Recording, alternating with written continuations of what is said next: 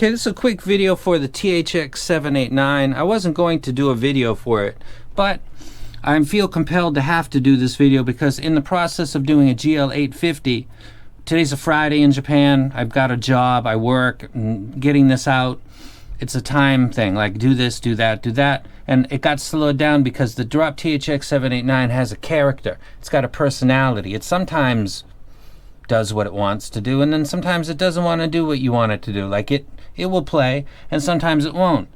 And I reached out to a couple people who have this and said, what's up with that? And they said it's got, you know, some quirks to it. So just, you know, sometimes the buttons have an issue. The buttons, let me talk about the buttons real quick. This is the power button. This is an input button. It's the only two buttons. As I'm looking at this, I'm noting that the gap is wider here than it is right there. This is a straight on shot. It's a little bit lower. I don't know. This is really no better. The build quality on this is pretty crap. If I shake the knobs on this and I grab the front of it, it should shake the whole device, right? That's how it works. You don't shake knobs and then the knob shakes, because there shouldn't be that much play. I can do maracas with this because there is that much play. This one is so bad that I can actually, if I depress it, I can change the angle that the input button is facing. It's facing that way right now. Let's call that east. Now I want it to face southeast. There's southeast. It's facing southeast. What the fuck? That is not what I want when I'm buying stuff in 2021. The device isn't moving. That's crazy amount of play. That's bad because when you're pressing it down, it's kicking to angles and you're just going to eventually lose that spring, or it's no good anyway. Push the button, depress, push it again, and it sticks out. That's all I want it to do. The reason that I'm actually doing this video incomplete is, though, that there's a pattern of startup. You know, you start the music player and start Windows, start the music player, turn on the ADI2, let it sit for 3-4 seconds, then you turn on the drop, let that sit a little bit longer because it's an amp, and it'll work. And then you'll turn it off, and then you'll turn on the computer and go back, because this is just a music station. The screen's too big to watch anything. That's behind me and other parts of the house. And it won't work the next time you start up. Same pattern, same process. Turn on Windows 10, turn on the music player, turn on the ADI, wait, turn on the drop, wait, do something. Just because it's habit. Car audio and stuff, let amps get a few seconds to go. Just don't amp on, go. Like, no, be cool. It's a pattern that I built up in a ritual since car audio. And doing that ritual, I sometimes get playback and sometimes I don't. And today I did, and I got a phone call, and then I left and I turned this off. I shut it down correctly, then came back and then restarted in the same pattern because it's a habit, and it doesn't work. I didn't pull out the jack. I didn't go from balanced to nothing's in it. I didn't go from single end to balanced. There's no reason for me to touch the input button. None. Touch the power button, play with the power button, do everything. I pulled out the back because I was told by somebody, pull out the inputs in the back. Why would I do that? I did it anyway.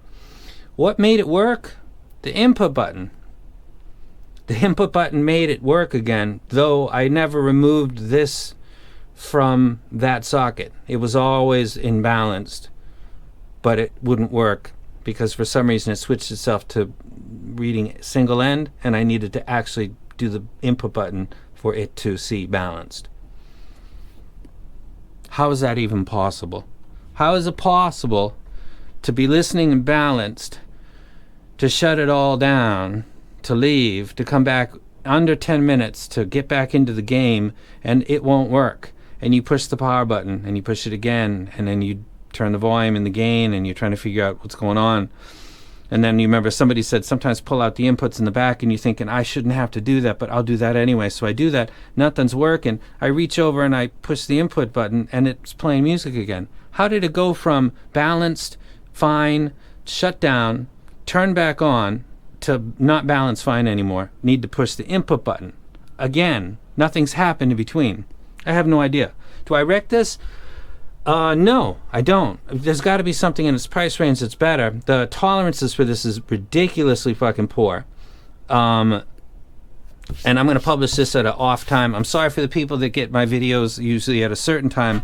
I'll be doing probably the 8:50 at regular published time so that my regular audience can see it.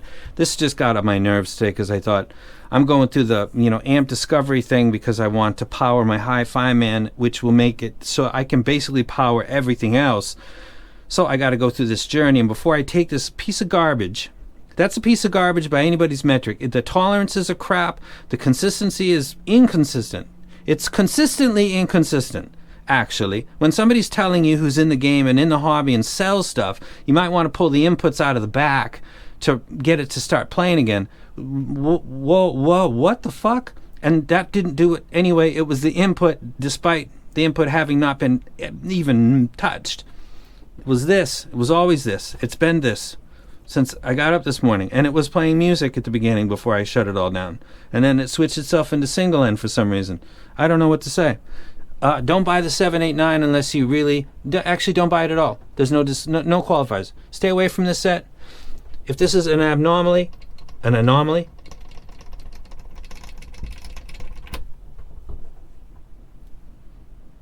that's not even related to why it doesn't work sometimes, because it wasn't even touched.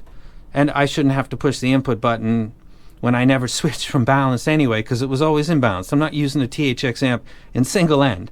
I can use the ADI. I've never ever put anything in these two jacks. Why would I? I just got this for XLR. Waste of money, waste of time, opportunity to do my very first amp review. And it sucks, and it's not worth the money because it's consistently inconsistent. If you've got this and you've never had a problem, please leave a comment. That'd be fascinating, because that's QC. And if you have one and it has the same problems, let me know, because that's confirming what I got. And I already know by talking with people that that's the case.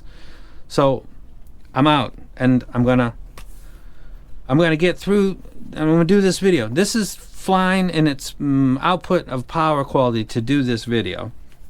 And then as soon as it's done, I'm taking it off my desk, and I'm waiting for the Yote 2 to come, and I hope that doesn't have the jiggly switches, and it's sometimes it's got its own character. Fuck character, man. Just give me the power.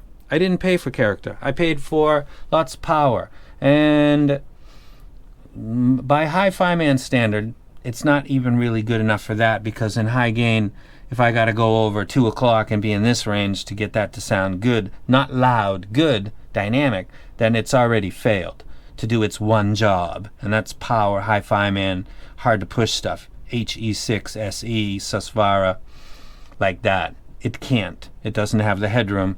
It's got to go, and it's a piece of garbage. And I'm out.